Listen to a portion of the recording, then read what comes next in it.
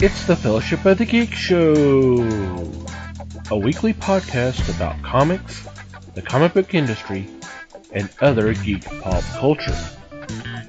Music courtesy of Manny the Martyr. And now, on with the show!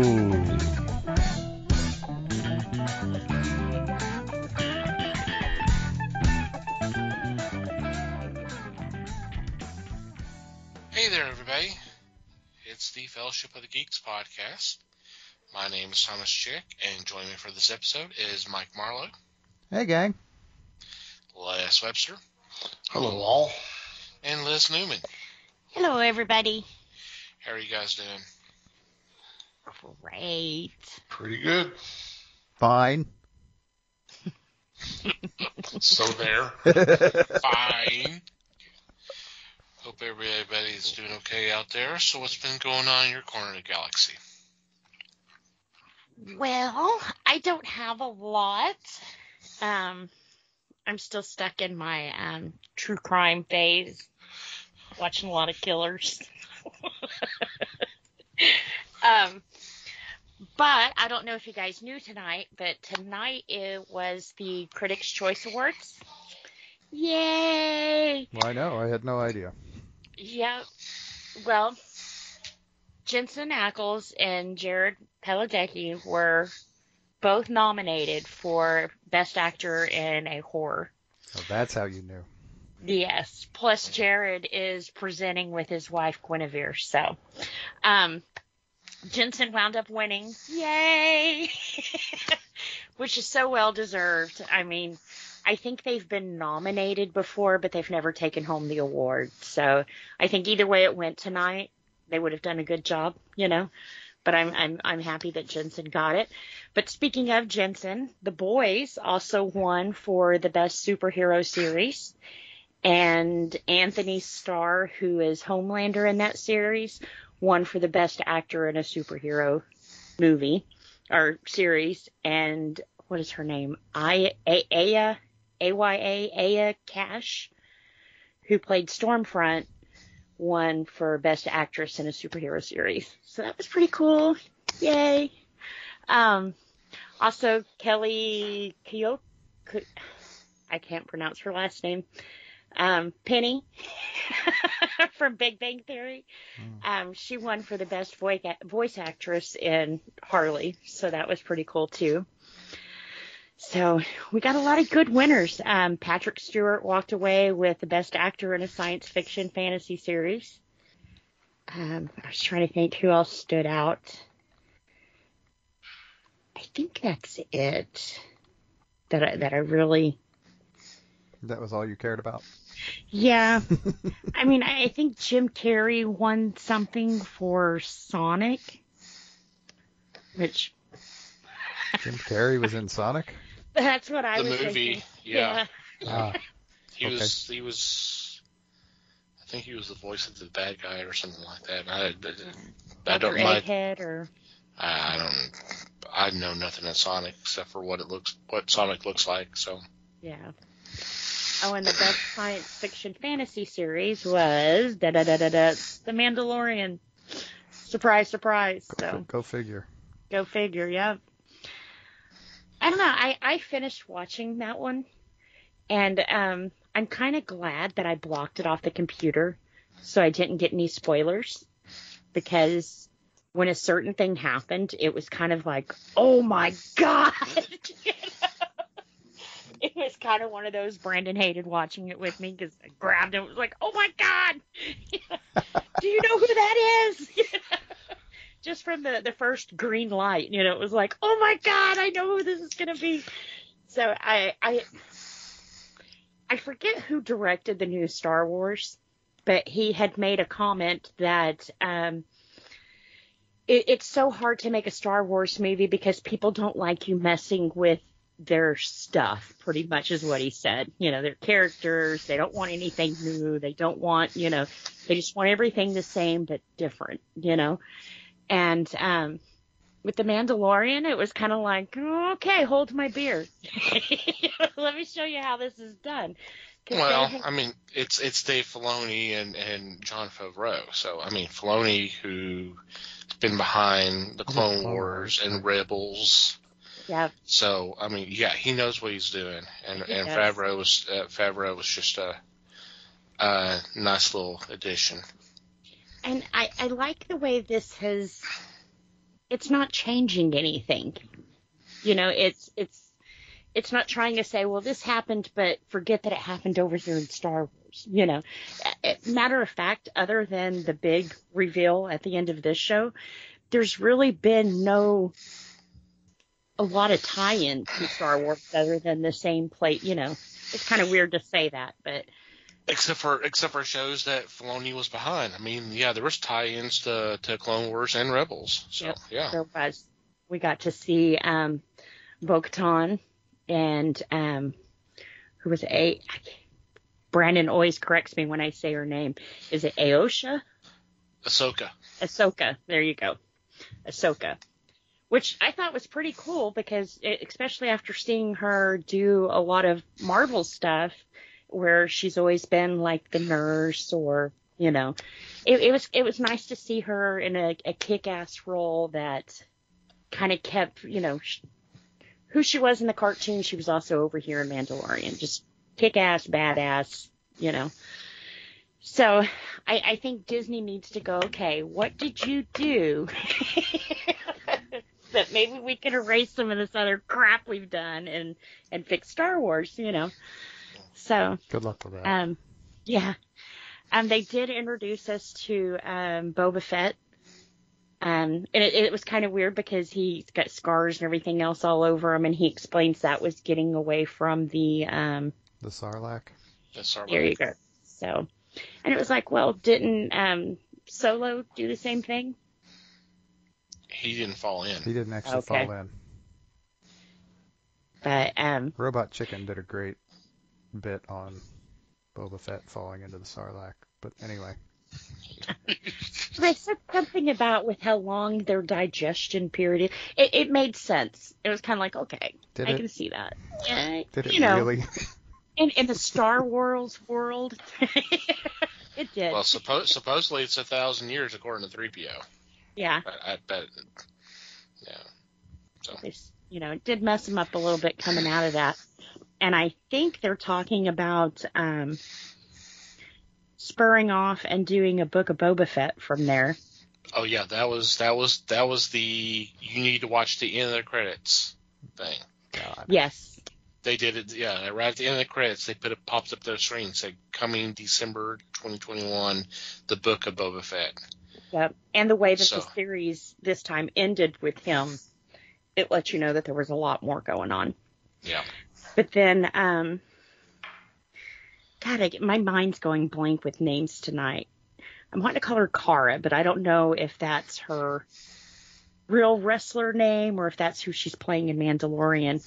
But there was an interesting story piece with her joining the Rebel and that kind of, you know, going forward in a different route than Mandalorian is going. But that's kind of weird because there's been a lot of talk about canceling her. Apparently she speaks her mind and people don't like that a lot.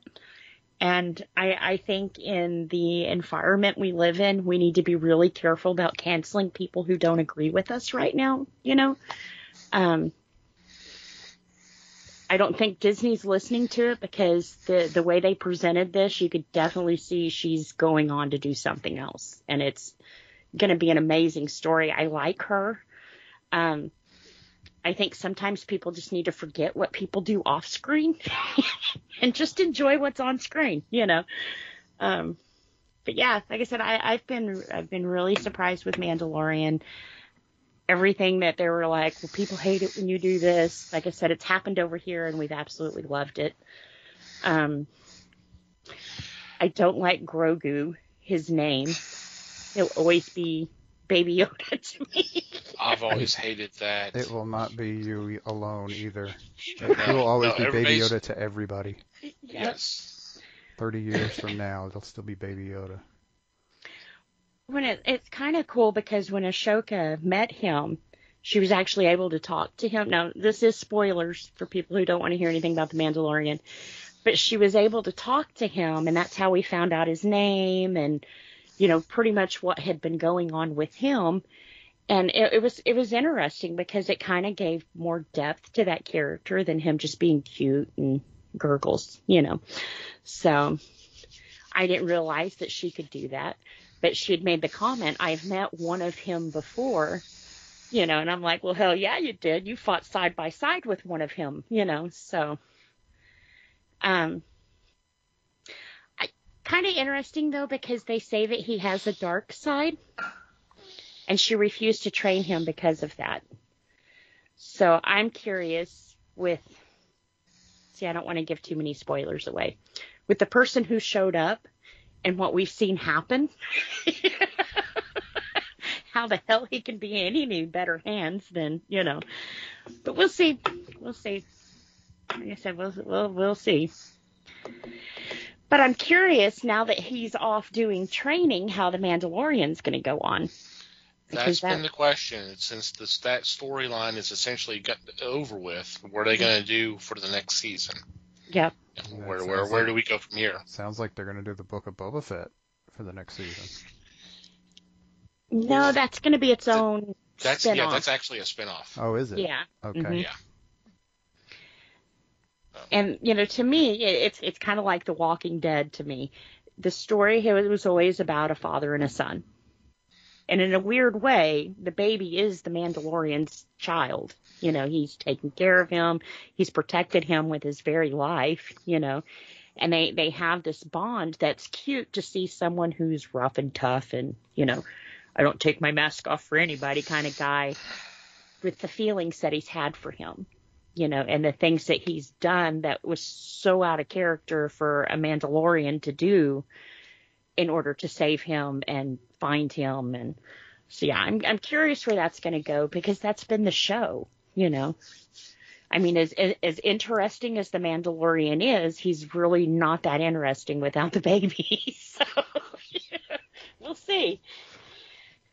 Or maybe we'll find out he's untrainable, That's part of why Ashoka said she wouldn't train him, was the bond that him and the Mandalorian already had. That she thinks that he wouldn't respect her in the same sense that he's already, apparently there's got to be a good bond. So, which I don't think anybody told Rey that, but, neither here or there. But yeah, like I said, I'm happy for all of the winners. We've had, some really great names. Disney's new Soul also collected awards tonight. I haven't seen that one yet, and I've heard it's kind of, you either love it or you hate it. It reminded people of Inside Out, where it was kind of like, you either loved what they were doing or you really hated what they were doing. Mm-hmm. So, and I liked Inside Out, except when they killed Bing Bong off. That was like the worst thing they could ever do. But so yeah, like I said, it was pretty cool. Congratulations to all the winners. There was some good shows and some good actors thrown in there. I'm happy that The Boys cleaned up and that it's getting a lot of steam, which kind of made me wonder if they hadn't announced before the second season started that Jensen was going over to The Boys. Do you think it would have had the push that it has? That, it seemed like everybody. I have an app that keeps track of where I'm at in TV series, since I'm kind of a space cadet and I go here and there and, it lets me know what episode I'm on. Well, a lot of the talk is, a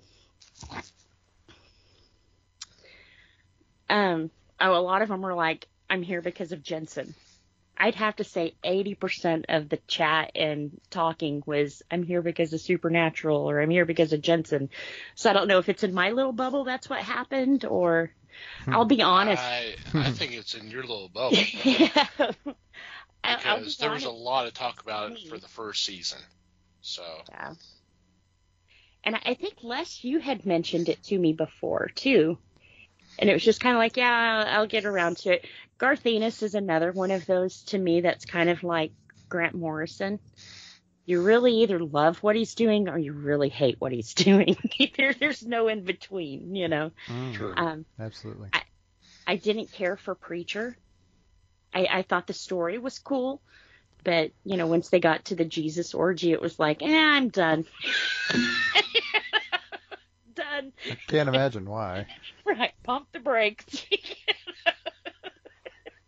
So, you know, but I've really liked The Boys. I hate that I waited so long to get into it because of that drawback, you know.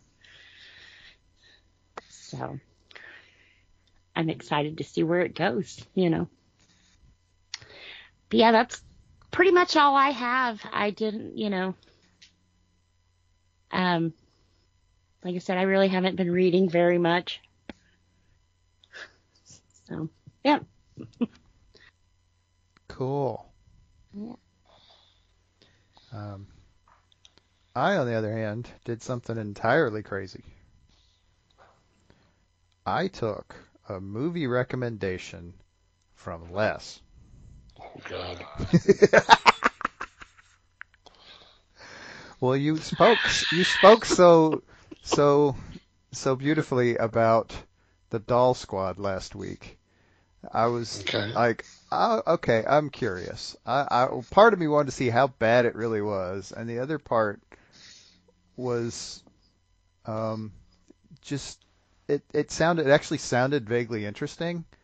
It sounded kind of James Bond-ish, and to be honest, it would have been if they'd had a budget at all.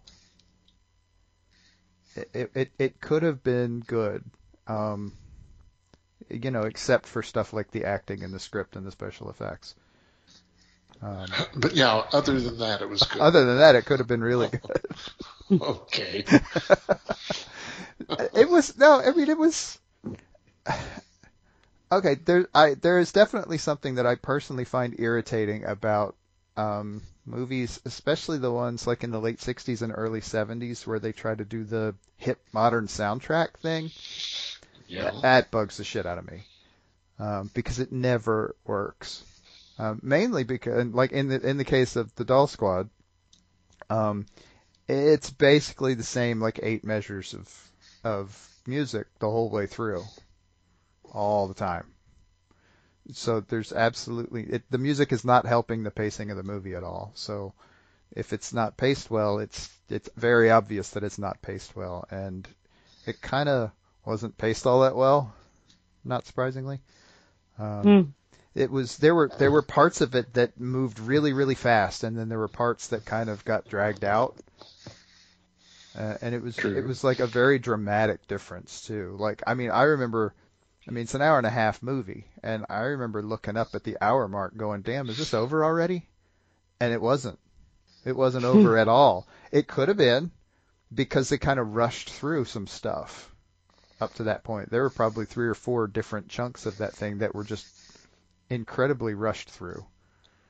And then all of a sudden you've got a half an hour left for kind of the part of the James Bond movie, because there's just no other parallel for it, where you get the confrontation at the end, which is usually 15 or 20 minutes. That was like 30 minutes, and it kept flip-flopping back and forth because the girls kept getting captured and then escaping.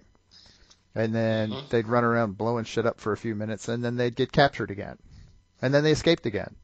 And then they'd run around blowing shit up for a few minutes and shooting people and kicking people in the nuts with their platform heel boots or whatever the hell they had on. And then they get captured. And I'm like, dang, I don't know if I could, it was just oddly paced. It just took longer than it needed to. And the whole, it was weird. Was it by Zack Snyder? No, I don't know. No, this is a little before his time. That sounds a lot like Sucker Punch. It would be, now you got me curious to see Sucker Punch, just to see how bad it is by comparison to the Doll Squad. But yeah, it was interesting in that I really kind of had to wonder why the hell Michael Ansara was so hard up that he accepted that role. Mm-hmm. Admittedly, he made the movie, but it was a terrible character.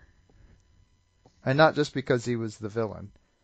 The character did not make sense in several different ways, and it was fun in a wow, how bad can this really get sort of way, which was really pretty much how you sold it last week. So I mean, I knew what I was getting into here. It does also make me curious about the other movie you mentioned last week, and I may end up watching that too. But I'm actually partly curious about that because there's actually a Riff Tracks version of it. Yeah. I actually don't plan to watch the Riff Tracks version of it first. I want to watch the original first, but I want to see what the Astro Zombies looks like. I am curious, given that you basically said that it was way worse than Doll Squad, and obviously the Riff Tracks guys agree because there's a version of that and not the other one. But yeah, that was other than watching a couple more episodes of what we're talking about tonight. That's pretty much how I entertained myself in the evenings. Yeah, I have been watching a lot of what we're talking about tonight. Need that breakup, you know. It's fun. We'll get into this, but it's a fun show to watch because you know exactly what you're getting, Yeah. and yet it's still funny every time. Yeah. Again, we'll get there, but yeah, makes it a nice palate cleanser is my point. Yeah. So yeah. Well, what I did was I finished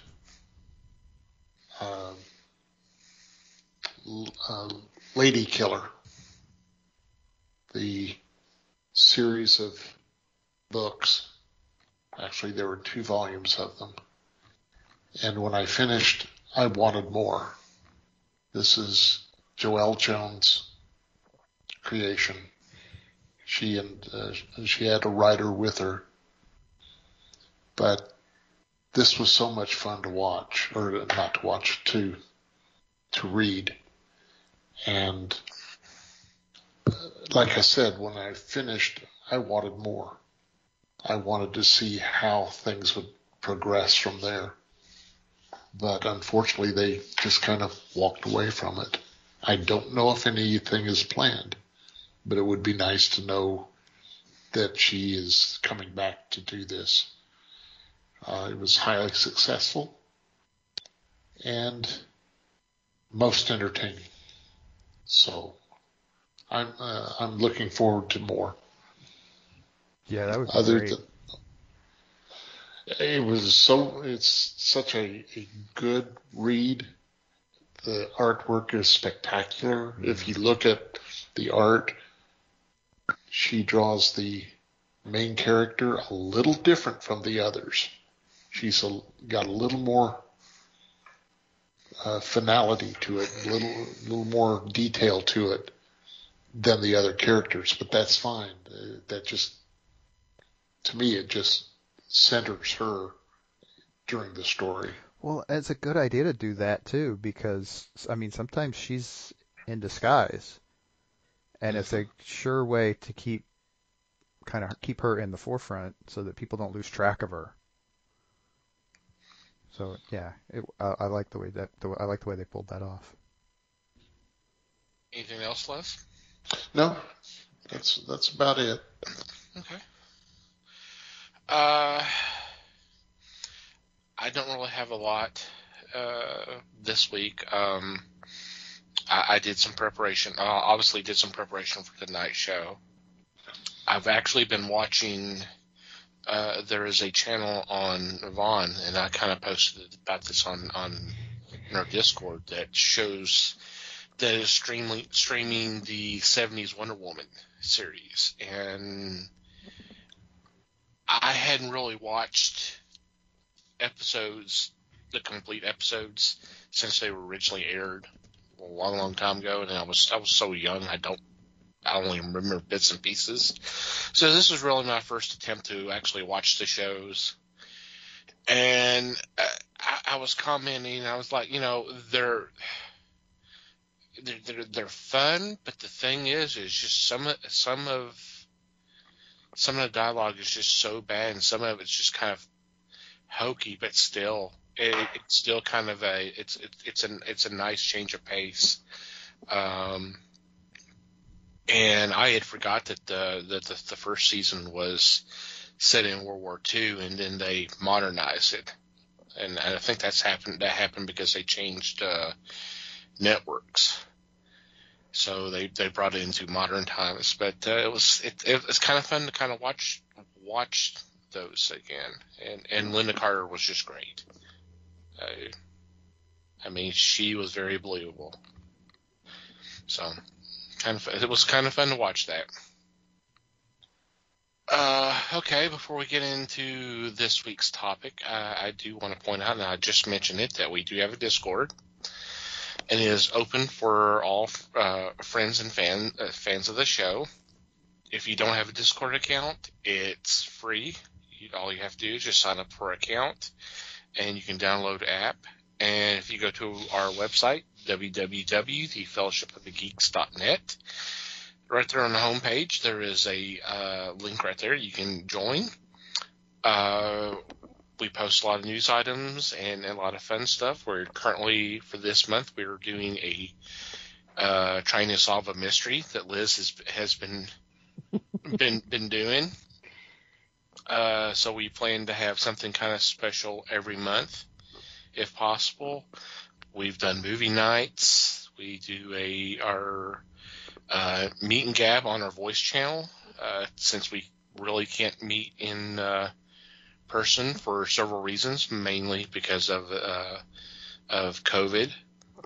So if you're interested, the invitation's right there. Come on in and join us and join the fun. Okay, 30 years ago this month, a show debuted. It was actually originally debuted in Canada, but it quickly made it over here to America and became. Would you say it became a hit? It was. I mean, it lasted. How many seasons did it last again? 15 seasons. 15, yeah. So it was popular. Yeah, it was a pretty big hit in Canada. Eventually, well, I know it was a big hit. It took a while to get there, but yeah. But I'm not sure how big of a hit it was here in the U.S. It's hard to say because of how it got here. Yeah, it makes it especially tricky. since it was aired primarily on PBS. Right. So but it developed a following. We'll put it that way. Mm-hmm. Yeah, it definitely did. And the show we are talking about is the Red Green Show. And it's funny because when I started kind of doing a little research on the history and all that, I started thinking about another 30-minute humorous take of Home Improvement and Do Yourself and all that show. Thinking, when did that debut? So I went and looked, and it was like 3 months later after this did. And I'm talking about Home Improvement with Tim Allen. I was like, that seems a little... The timing seems a little suspicious there. but whatever. But if you've not watched this, it's actually kind of a mixture of sitcom with sketches, because there would be little sketches of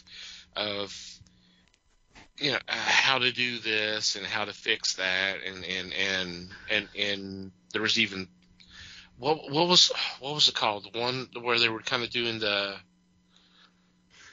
name the Possum Lodge word game. Yeah, that's it. God, why did I blank on that? Which was always funny how they eventually get the contestant to finally say it. Mm-hmm. Yeah. Because it was always like on the 10th try. Because the first 4 or 5 were just obvious. It's like that would, yeah, he could have said that, but he actually said made sense too. Right, in its own way. It's sometimes in a very twisted way. In a twisted way, that's and right. Sometimes when it's on the verge of getting dirty, they all get real quiet and just sort of stare at each other. Like, are you sure you want me to answer that? Yeah. So, and this was the birth child of Steve Smith. This was based off of a character he created. What was the show that he first showed up as Red Ring? Let me get that up again. Isn't it Steve Smith's Playhouse?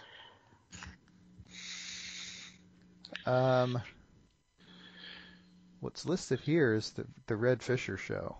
Okay. Yeah, it was just like a 4-minute little segment on there to start with, and it obviously was pretty popular, and so they kind of ran with it and blew it up into a full-blown 30-minute series. That lasted 15 years. That ended up lasting 15 years. I mean, they changed networks a few times, but right. Yeah, it was. Yeah. So let's discuss a little bit of Red Ring then. Liz is trying not to go first. Or not. She's trying not to. I'm not. And that's fine. Everybody. You don't have to. That's okay. I'm actually trying not to for the opposite reason, because I am kind of familiar with this stuff. When they made the series available on DVD in when was that? Like 2001, 2002, something like that. I got them all. Yeah, 2002, 2003. We bought the movie Duct Tape Forever. See, that's hard to find nowadays. I've seen it, but it's hard to find. Actually, it's funny. It was available through Netflix when they still sent out DVDs. It was available there for a little while, and I got it from them, but I had to send it back, unfortunately. Yeah.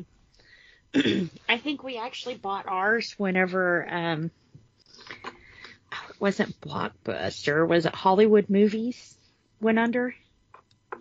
Yeah, Hollywood Video. Yeah, we bought it from there. But that one was pretty cool too. The swan made out of duct tape. It was a duck swan. I hadn't seen the movie.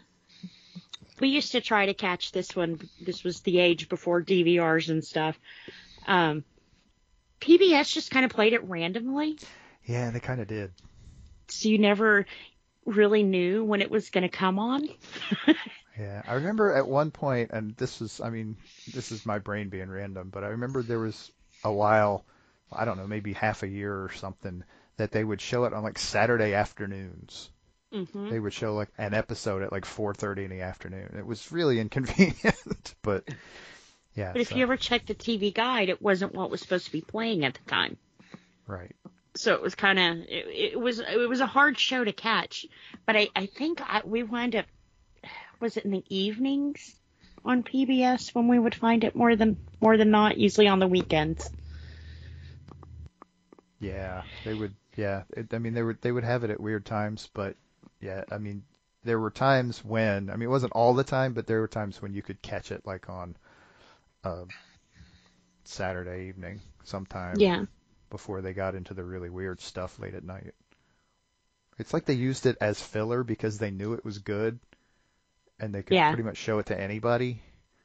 And it would keep your attention between what just went off and what was about to come on. Yeah, like I said, it's a great palate cleanser for that, because the one of the things that I think makes it interesting is that it is very formulaic. Like you're talking about the word game, they never ever. It was beautifully scripted every time for 300 freaking episodes. Well, it wasn't quite 300, but once they started doing it, they got it down, and it was beautifully scripted the whole time. And the verbal cue is, we're almost out of time, Red. You're never gonna get any kind of reasonable answer to anything he suggests in that until you hear that line. Yeah. And then one or two lines later, and it's over. And it's very consistent, and the writers were so good at the wordplay with that they could pull it off every week. for years. I mean, they probably didn't start doing that until like season 5 or 6. But man, for 10 years or close to it, it's a guaranteed laugh. Several guaranteed laughs every time. Yeah. And all of the sketches are kind of the same deal. It's a lot of that they all fall into the same pattern, and it's very consistent in that way, which means you don't really have to think about it, which is what makes it a good palate cleanser, in my opinion. Is you know what you're going to get, and you know it's good for laughs the whole time. Everything they do is good. It's well done. It's well written. It's well thought out, and it's almost identical to the way it was last week. Yeah. So, I mean, what else could you ask for? Yeah. Now, it took them a few years to find that Groove. pattern, Yeah. right? That template. But once they got the template, man, they ran with it. But of course, the one thing that's never changed is I'm a man, but I can change if I have to again.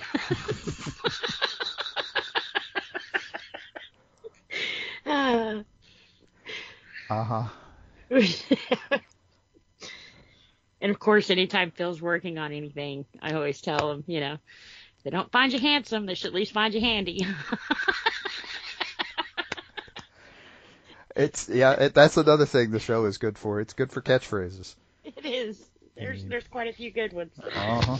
If it ain't broke, you ain't trying hard enough. Uh-huh. And of course, in every episode, the secret weapon, the duct tape. Handyman's secret weapon. Duct It tape. will fix anything. Boats, outboard motors, strapping cars to vans. Anything you need to attach to another thing, duct tape. Duct tape. Yep. Yep. It boggles my mind that it took them, at least like 5 years to get any sort of sponsorship out of anybody who made duct tape, especially out of 3M. They finally did jump on, but man, they had to have a following before they did.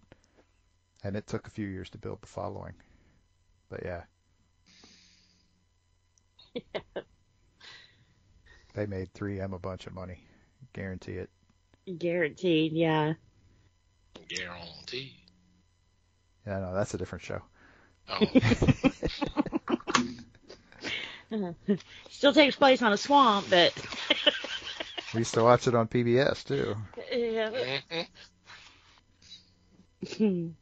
Yep. Just so many little subtle things they throw in there. It's just funny stuff. It just is. Of course, I'm slightly biased. Les, your thoughts? I thoroughly enjoyed it too.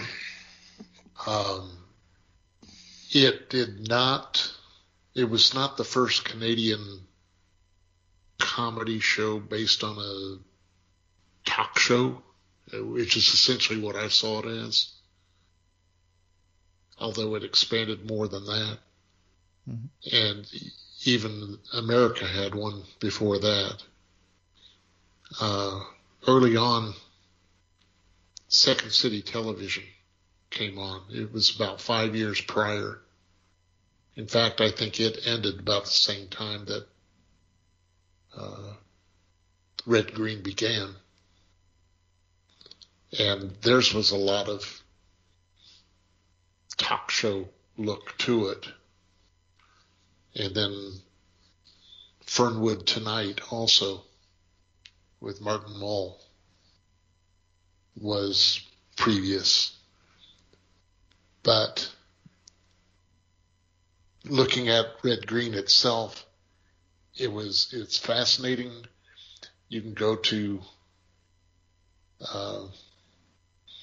you can go to just on Bing, and they've got several shorts or full episodes of the show, so you can take it in yourself. It's a lot of fun to watch, and it was pretty diverse. You didn't know what they were going to toss at you next. Although it was a scripted site or a scripted show, it would take a turn. Yeah. And that's what was fun about it. Because you would all of a sudden you'd go, holy crap, what were they doing or what are they thinking? Yeah. But they knew how they had it plotted. Yeah. Yet they sucked you in and you were hooked every time. All they had to do was make it to the end to land you, and that was it. And that's what was fun about it. There was a formula to it, but it was not formulaic. Exactly. Right. It never bothered you, or at least for the most part, it never bothers you that there's a formula. No. It does. Yeah. It's an unobtrusive formula, and like I said, it's so well done within that formula. I mean, it's just really well written. Mm-hmm. You're not sitting there 5 minutes into the episode and going, okay, I know how this is going to end. So how are we going to get there? Right. Yeah. Yeah, it's a fun show. There's also they also have a YouTube channel where you can watch the episodes as well. Yeah, I'm not sure if they've got all of them, but it's an awful lot. There's an awful lot of them. Yeah. That's where I watched it. Especially from about the 97 season on. Because I think that's pretty much when they hit their groove. Yeah. Some of the early stuff it's interesting and it's funny, but it's not quite the same. They don't really hit the formula until about the fourth season. I mean, like the first season, it's got a formula, and it's not too far off of what they end up with at the end. And so there's some pretty fun stuff, and they're still building characters and stuff, and so it's interesting for that. The second season was entirely different.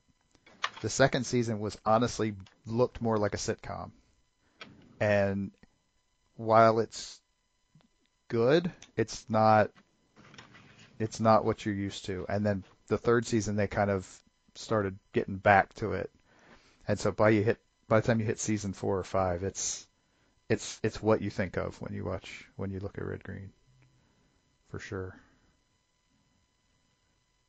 Season 2 was fun because there were a bunch of different characters that you really only see in season 2.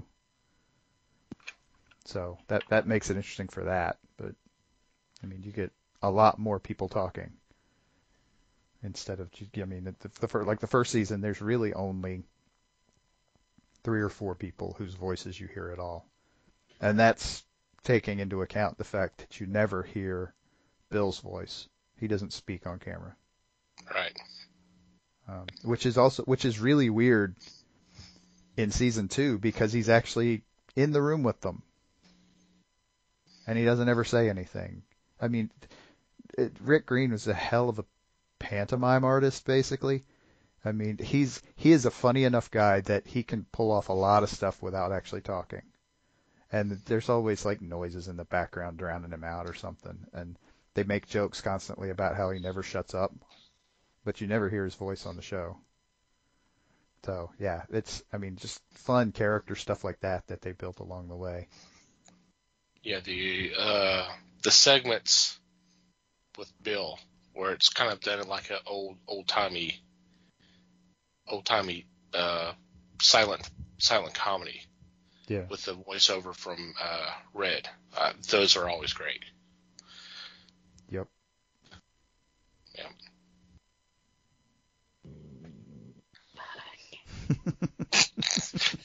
Can y'all hear her? Yeah. Just that once. And the other time, too. Okay, maybe I didn't hear her the other time. I don't know. Okay, did you have a favorite character? Oh, that's so hard. Yeah. That's so hard because they're all Or a favorite segment? They're all both lovable and reprehensible at the same time, and I think that's a testament to the writing. I mean, they all do stupid and terrible stuff, and yet it all works in a way that they actually kind of learn something from it. Although that, from week to week, you never know. But yeah, I mean, the whole thing, the whole point of the show is they're making fun of that sort of stuff. They're making fun of the guy who thinks he knows everything and doesn't, and they're making fun of the guy who thinks he can fix anything and can't.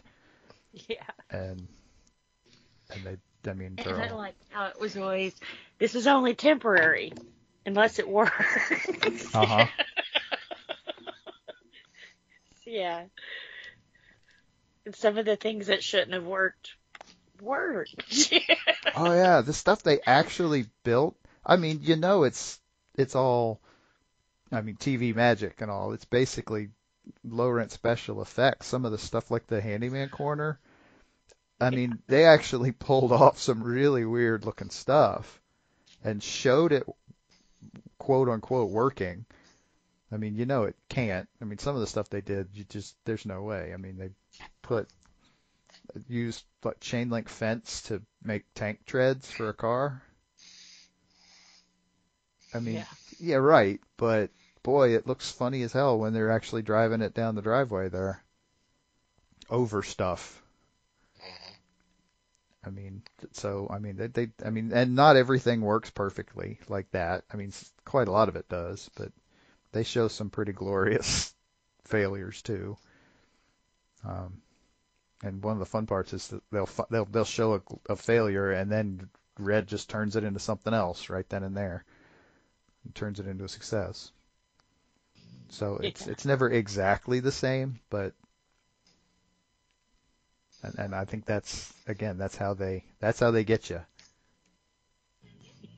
Is they show you the same thing every week, and it's different enough every week that it keeps you coming back. Yeah.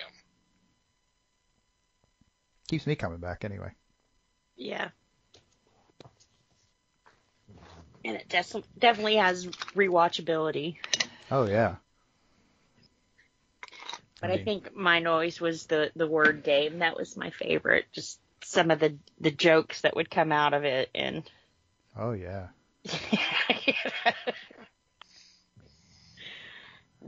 Just them finding ways to just twist things.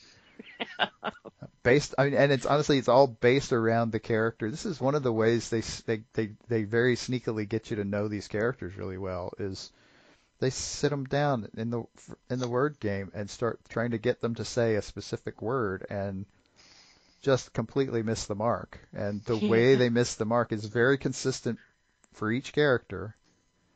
And yeah, and you learn a lot about them through that, whether you want to or not. Like how Mike it was always something related to stealing stuff. Mm-hmm. Yeah. And his mom is a stripper. That's right. Not is. Yeah. And he doesn't look like a young guy. I mean, I think he was kind of supposed to be a young-ish guy. I mean, he's the guy who took over the Teen Talk thing when Harold left. But he's not really that young.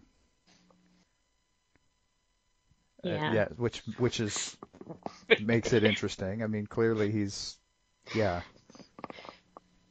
was one word game where they were trying to get him to say father. And he was like, what you would call the guy who slept with your mom. And he was like, could you be a little bit more specific? A little more specific. Yeah. He's like, if your wife had kids, you would. And he's like, leave. He says, just like your...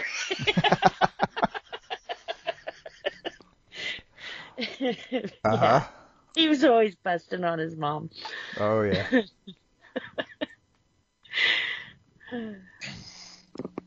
I don't think it was Mike, but the word was fragile. And they're like, what word comes to mind when you think of bone china or crystal? And the guy goes, oops.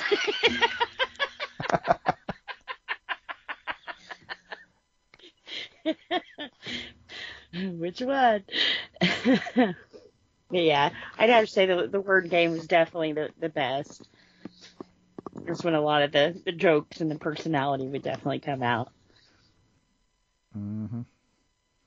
I'd tell you another one I mean, for as awkward as the segments were, Ranger Gord.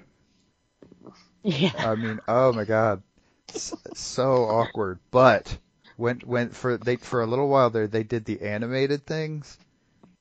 Yeah. Oh, Oh yeah. man, those were hilarious because Those were. it's the writers getting a chance to make fun of themselves, basically, to make fun of their own characters and just blow them totally out of proportion. I mean, these completely larger than life characters, let's just blow them totally out of whack and run with it. And yeah, there's a lot of fun writing stuff in there. And some, I mean, I don't want to call it great animation, but it was good enough, and they did some fun stuff with it too. Yeah. And the campfire songs. Oh, I missed those when they quit doing them for sure. Because that's mostly an early series thing. That's the first few seasons. They quit It doing made those. absolutely no sense, but it made sense. All right. Absolutely. Like, how That makes do perfect sense. vampires shave if they can't see themselves in the mirror, kind of thing? And it kind of makes you think. You're like, huh? How do vampires shave? They can't see themselves in the mirror. Right. You hear this dumb song that they're singing, and I mean they're not great singers or anything, and they're just and you realize like 3 hours later in real life you're like, wait a minute, how do vampires shave?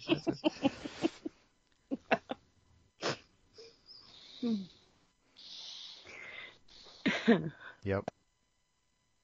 And the other thing they did early on was the poetry thing, which is like the absolute.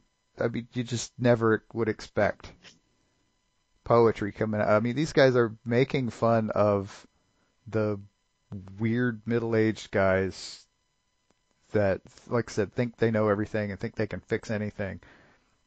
And they're reading poetry written, and it works so well too.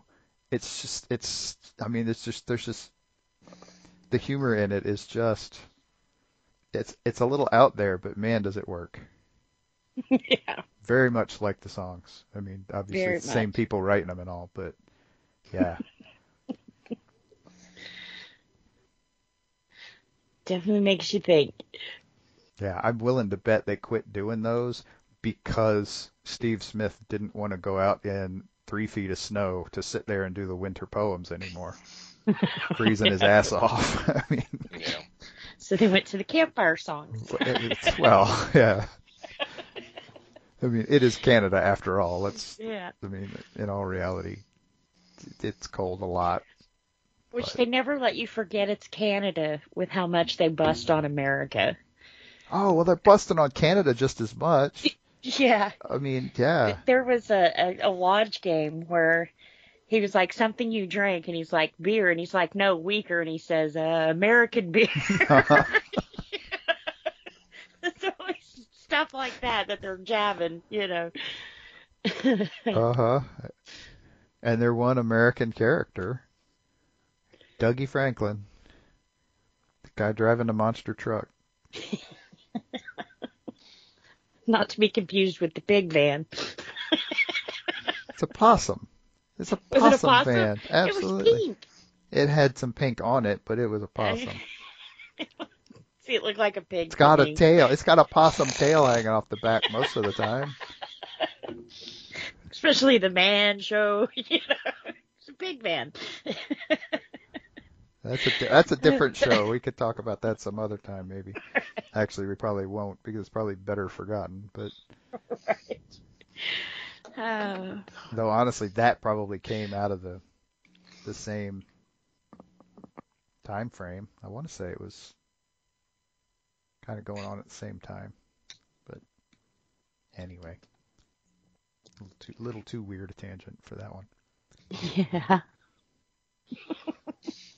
Did you have a favorite sketch, Les? Wow.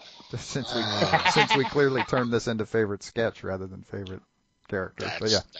That's okay. Favorite sketch. He's like the end. No, I'm kidding. Maybe Harold's, it was what, Harold's Job? Oh, yeah. When Harold was going to go to the city. Yep. I enjoyed that one. For some strange All reason, the, all, Red's all the driving all the members. way. Yeah, everybody was trying to replace him, find a way to replace him. Oh, yeah, on the show. Yeah. Yeah, well, somebody got popular and got a full-time job on another series. But anyway. But if you can accomplish that, if you can carry on the series without your major character or one of your main characters, that's a plus. Oh, yeah. And they did too. I mean, it was sad to see Harold go, but it's not like he didn't come back either. But yeah, I mean, basically they just didn't have him in the opening anymore. Yeah. And so the other guys would come storming in at some point and interrupt the opening. And it all worked out fine. Yeah, I think it was the final episode that they actually had Harold get married right there in the lodge. Spoiler. Spoiler. I'm a 30-year or so. Mm-hmm. And I just noticed the van, the bumper on the front is teeth. Mm-hmm. I didn't notice that before. Yep. Yeah, like I said, on some of the seasons, he'd have this, I don't know, antenna-looking thing, kind of just shooting straight off the back of it at the top, like a tail. Oh man, the things they would do to cars in that show. Yeah. It was awful. They did quite a bit to that van, too. They turned it into a boat and all kinds of things. Mm-hmm. With duct tape, of course. With duct tape and barrels, yeah. Yep. Yeah, what they would do with a car or a lawnmower. Oh, man.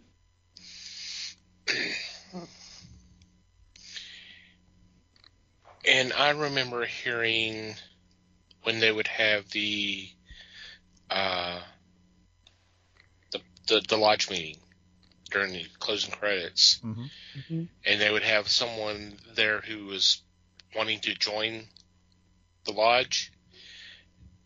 More time, I think it was. I don't know if it was every single time, but a lot of the times it was actually someone they yanked out of the audience. Huh. Yeah. And so they're hearing the first time. They're hearing all whoever's requesting to make them to be added on. They're hearing all the stuff that's been said that's supposed to be in his favor to join the lodge, and there's times where they're starting to crack. They're trying not to crack up because it's just because they've never heard it before. Right. They just got pulled out of the studio audience. Yeah. And it's all written beforehand. I mean, it's fun to see. Because usually it's like just looks, because they're not saying anything. Right. They're just looking at people and looking around. It's really funny. It's definitely fun to watch them. The characters are doing stuff too, but watch the poor bastard they just pulled out of the audience. Yeah. It's fun. It's also fun to see. I hesitate to call them cameos because some of these guys are full-blown cast members. Like the guy who played Ranger Gord, he was popular. He was a popular TV actor at the time, or became popular. Kind of like Pat McKenna did with the guy who played Harold. These are people that got big on Canadian TV. And then you get somebody like Edgar, the explosives guy. That guy was a bona fide Hollywood movie actor. Graham Greene was nominated for Oscars. And it was so funny that when they made a joke about that too on the show. They had him on. It was probably a year or two after he was nominated for an Oscar, and they brought him on the show, and he made a joke about it because somebody said something about the movie. I think it was Dances with Wolves. Somebody said something about the movie, and Edgar pipes up. He goes, "Oh yeah, I like the Native American guy in that movie. Should have won the Oscar." Yeah. It was him. He was the guy who played the Native American guy in it. Yeah. Right. Yeah. But he lost to Joe Pesci. Uh-huh. It was a good year for supporting actors. Yeah. And then you get Hap, the ferry boat captain. Gordon Pinsent he did a lot of stage work, but he did some Hollywood movies too. He had quite a career up to that point. In fact, it was funny as hell because I didn't know it at the time, but I watched a movie for a podcast. It was actually for last year's, for 2019, the first time we did All the Horror. I guested on a show where we watched a movie, and I started watching it for that. And I was like, holy shit, there's Gordon Pinsent. And it was like 20 years before. The movie was Blackula. Oh, yeah. He was the cop in Wow. Blackula in 1972. Needless to say, he was a little bit younger than he was on Red Green. But yeah, that was just completely out of the. I had no idea when I sat down to watch that movie. I was like, oh shit, check it out. So he was in movies. I mean, and obviously, I think he was in better movies than that too. I mean, that's a pretty good movie, but it wasn't a huge moneymaker or anything. But yeah, he was around. And he's got a lot of credits behind his name. Yeah, he does indeed. So yeah, I mean, honestly, even Rick Green, who played Bill, he had been in a comedy troupe forever, a fairly popular one called The Frantics. And yeah, so these are folks that they were good when they started doing this show. And yeah, so I mean, needless to say, it makes the show better because you've got a lot of awesome talent making the show. Yeah. It does not hurt.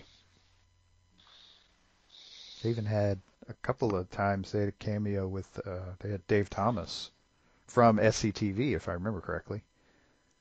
He was on the show a couple of times. They even did a few holiday specials along the way. Not every year or anything, but there were a couple of Christmas specials. I want to say a couple other holidays too along the way. I mean, 15 years, you're going to do you can basically do everything somewhere along the line. Right. And the movie. And the movie. Yep. Yeah, I want to see the movie. It's funny. It's pretty good. It actually, because it's a movie, it doesn't really follow the formula. Mm-mm. So it's quite different, but it is still good. Yeah. I mean, it's been several years now since I've seen it, but I'm going to try to track it down again. And it's set on they've got to get this swan, which is duct taped to the top of the van, across the country. Which you can only imagine the problems you would run into when you're trying to transport a duct taped swan across the country. Right, basically taped to the roof of the possum van. Right. Yeah, it's for some contest or something. I don't remember exactly what, but it was like a duct tape contest or something. Yeah, duct tape art. Something like that. Yeah. Something like that, yeah. Go figure, right? Yep. It's pretty entertaining. Huh. I don't see that online now. Yeah, I remember looking for it a couple of years ago, and I couldn't find it on DVD anywhere.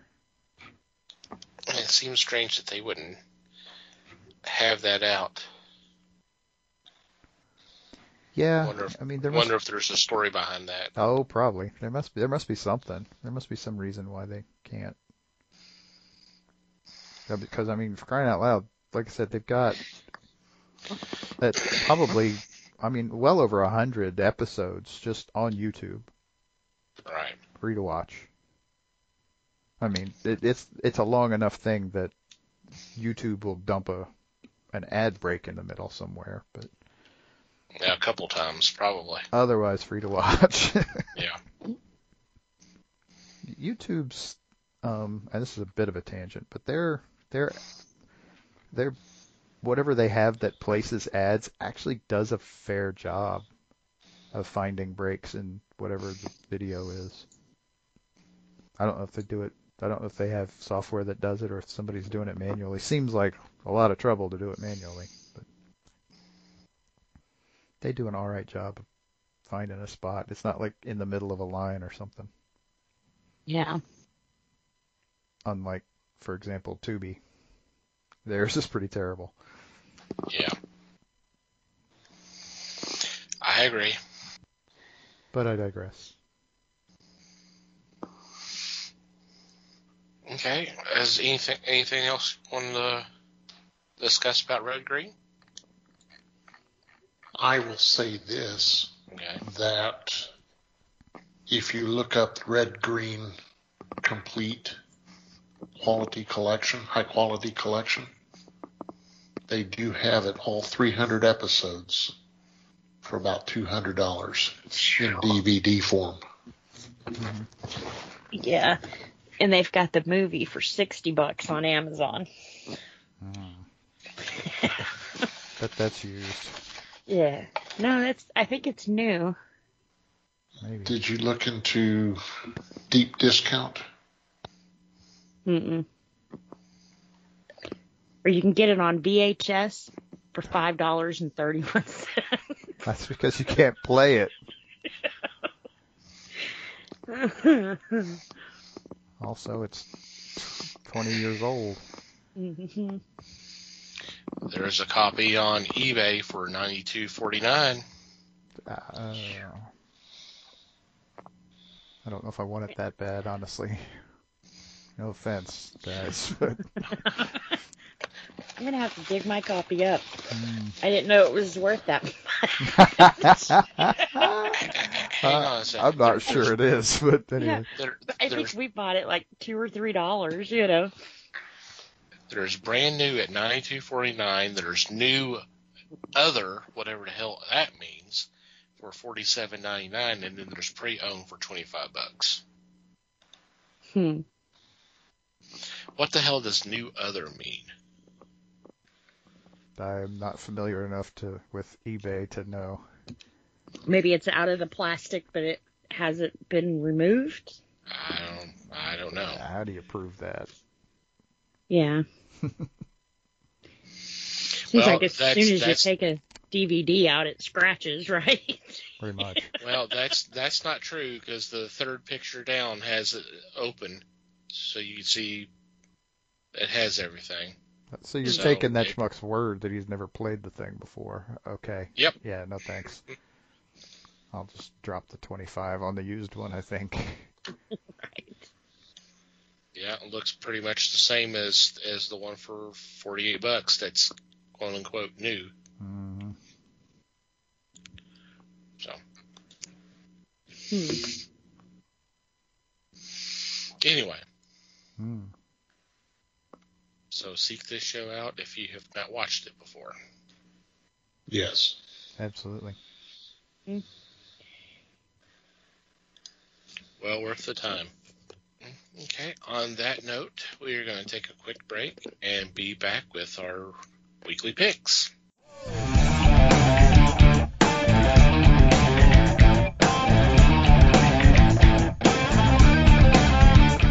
And we're back. Time for our weekly picks, and leading off is Liz. All right. For my first pick, I'm picking a freaky one. It's called I Breathe the Body from Aftershock Comics. They're saying this takes The Social Network meets Hellraiser kind of thing. Oh, Lord. Yeah. One of the biggest influencers posted a video, and it was like bad. It seems like it was pretty horrific and everything else. And, with cancel culture, instead of canceling, his manager kind of swings it to where, well, what makes this banned content? Who tells you this is banned? So, of course, the way everything works in social media, since he gets away with it, everybody's got to one-up it. And it says, thus begins a carnival of lust, revulsion, desire, and disgust, all for viral videos. So we'll see how this comes out. Just one guy's mistake, and it changes everything. So should be pretty good. Of course, I'm always interested with anything with the social media. I think I told you guys about the social experiment, where they kind of show you the behind the scenes of social media. So I'm kind of curious if this is kind of going to show us the uglier side of that too. I mean, it definitely sounds like it. So. I'll say. Yeah. Cool. And the cover really does look like in the first Hellraiser, where he's just like skin and blood. Maybe throw a wig on top of that, and that's the cover to this comic. So. No, thanks for that. Yeah. Anytime. I won't be able to sleep now, but okay. It sounds really good, though. Won't stop him from reading the book, but he won't be able to sleep tonight, Yeah. That's true. Cool. Yep. Very interesting. Mm-hmm. Alrighty, Mike. All right. So this week I've got another one that I've been looking forward to for a while now. From Boom Studios this week, we get issue number 1 of Abbott, 1973. I've been ready for a sequel to Abbott for when did it come out? 2 years ago? Maybe 3 Sounds now? about right, yeah. Somewhere in there. But yeah, this is a new story with Elena Abbott. She's at a new newspaper now, and she's actually working hard to support a black candidate for mayor, and there are, needless to say, he would be the first black mayor, and there are lots of forces aligned against him on this, and some of them are, not surprisingly with an Abbott book, supernatural in nature. So there we go. I'm in. Mm-hmm. Sounds good to me. I enjoyed the first series, so yeah, this one will be fun to read too. Same here. Yeah, I enjoyed the first miniseries, so I'm curious to see where things go from here. So yeah. Mm-hmm. Yeah. All right, I am next. My first book is from Scout Comics, titled Sweet Downfall. It's the first issue of a new series, and it is the story of a old model crash test dummy who's been repurposed as a hitman. So there you go, right there. That's interesting enough. Mm-hmm. But his latest order is to bring in a mermaid, and of course the dummy falls in love with the mermaid. So there we go. I was like, okay, this is interesting. Would be. I definitely want to check this out. Yep. A crash test dummy that has been turned into a hitman falls in love with a mermaid that he's supposed to bring in. Okay. Sure, why not? Yeah. Definitely different. And Yep. that's what we're always kind of interested in, is something a little different, and that definitely qualifies. Mm-hmm. Alrighty. Les, you're next. My first choice comes from DC, It is The Other History of the DC Universe, number 2. In this episode, we are meeting members of the Teen Titans. The first book was about Black Lightning. This one, concerning the Teen Titans, is the Teen Titans, not the new Teen Titans. In the 70s, there were 2 of DC's first black superheroes. Karen Beecher Duncan, better known as Bumblebee, and Mal Duncan. And in this, you get to read their history, just like you did Black Lightning. It is not just a quick overview. It is a thorough investigation into what these people found and stood for. The first one was fascinating. I'm thinking that this is going to be the same. Sweet. Mm-hmm. Yeah, 70s Teen Titans. I'm there, and I think Bumblebee, and God, he went under so many identities. Most recent is Vox, but he was Herald, and before that he was Guardian and all. So, I'm definitely in on checking this out. Should be a very good read. Yeah. Alrighty, Liz, you're up again. All right. For my second pick, it's one from Xenoscope. It's called Belle, Dead of Winter. I believe this is going to be a one-shot.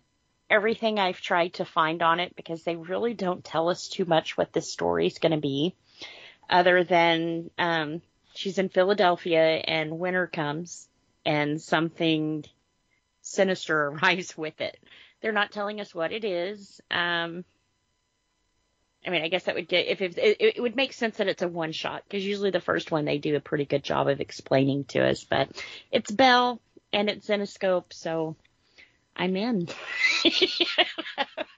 And of course, we know whatever it is, she's going to defeat it. So, and they give us a clue of an icy grip of death. So I don't know if it's death that's coming, or maybe a winter monster, or Dave Franchini at the wheel. So just gonna have to buy it and find out, huh? Yeah, That's right. But the covers, there's 3 covers to this, and they're all just gorgeous. So, yeah. Cool. Sounds good to me. Mm-hmm. Yeah, definitely. Okay, Mike. Alrighty. My second pick is from Dark Horse, and this is the first issue of Crimson Flower. Crimson Flower is a kind of a story which weaves together Russian folk tales, trained assassins, and government conspiracies. Which honestly, right there by itself, sounds like fun. Mm-hmm. That it's written by Matt Kent, I'm in. That's all I need, right there. If you're not familiar with his writing, Mind Management, Ether is another little more recent one. It's really good and very involved stuff. So this is gonna be a lot of fun. Yeah, this one was on my list too. So yeah, I'm interested in checking this one out. I'm up next, and for my second choice, this is also from Scout Comics, but this is from their young readers or all ages Scoot imprint, and it's called Loot, and it's a story about a girl who was orphaned at birth and who became a serial kleptomaniac until she was adopted by the cop who was usually the one who was arresting her. Now she's an adult, and she's actually working for her mother in loss prevention at a big superstore. But that's what she's doing by day, but she could be going to get going back into her old habits at night. So, Very Sounds cool. cool. Yeah. yeah. Sounds like it might be a pretty fun book. I think so. Alrighty, Les. My second choice is Essential Judge Dredd, The Apocalypse War. This is from 2000 AD Publishing, and in this you get Judge Dredd running loose, written by John Wagner, art by Carlos Escara, and I just enjoy Judge Dredd. The idea of somebody just virtually taking the law into his own hands, literally, not virtually, but literally, and dispensing justice on the spot. This has always been enjoyable for me, even in their DC run. I was hooked, so I'm looking forward to this one too. Awesome. Yep. Good choice. All right. Any special shout-outs this week? Don't think so. No. Not here. Okay. We'll go ahead and move on with our regular shout-outs then. I want to thank Pop Goes to Culture Podcast Network for allowing us to be part of a great group of fellow podcasts. Definitely check them out. There will be a link in our show notes. I also want you to check out the fine men and women who make up Potter Family, who've been so gracious as to spread the word of the fellowship by retweeting our links. Best way for you to check them out is do a search, and it's hashtag Potter and Family, one word. So just scroll through whatever catches your eye, click on that link, download an episode, and hope you have a great time listening to them. Thank you guys for your support as always. I also want to thank Manny the Martyr for supplying the music to our podcast. You can check out their music. There'll be a link in the show notes for them as well. Thank you guys. And finally, you, dear listener, thank you for downloading and listening to today's episode. We would love to hear from you. Any kind of question, comment, suggestion, complaint, observation, what have you, please reach out to us. There's several ways you can do that. Our email address is email@thefellowshipofthegeeks.net, or you can go to the website and go to the About Us page, and there's a contact form you can fill out there. We've already mentioned that we have a Discord. Feel free to join there, and you can contact us. You can contact us through social media. On Facebook, we are the Fellowship of the Geeks, and we're obviously on Twitter, @Fellowship Geeks. So follow us there. If you'd like to follow our personal Twitter accounts, Mike can be found @MikeyGeek. Liz can be found @LN_geek. And I can be found @TomTCGeek. And from wherever you download our episodes, if you'd be so kind as to rate and review our show, it would be greatly appreciated. Anything else before we say goodbye? Keep a stick on the ice.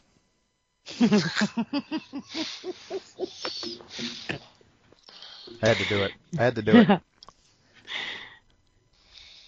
When all else fails, play dead.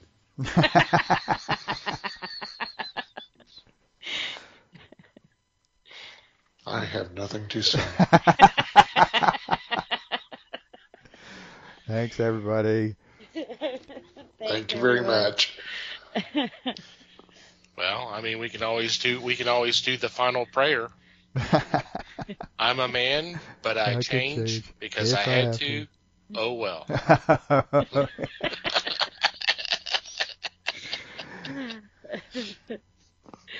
Thank you for listening, everybody. And until next time, geek on, my friends.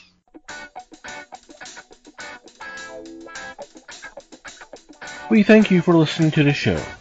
Comments, suggestions, and questions can be sent to email at thefellowshipofthegeeks.net. You can follow us on Facebook at The Fellowship of the Geeks and on Twitter at Fellowship Geeks. Until next time,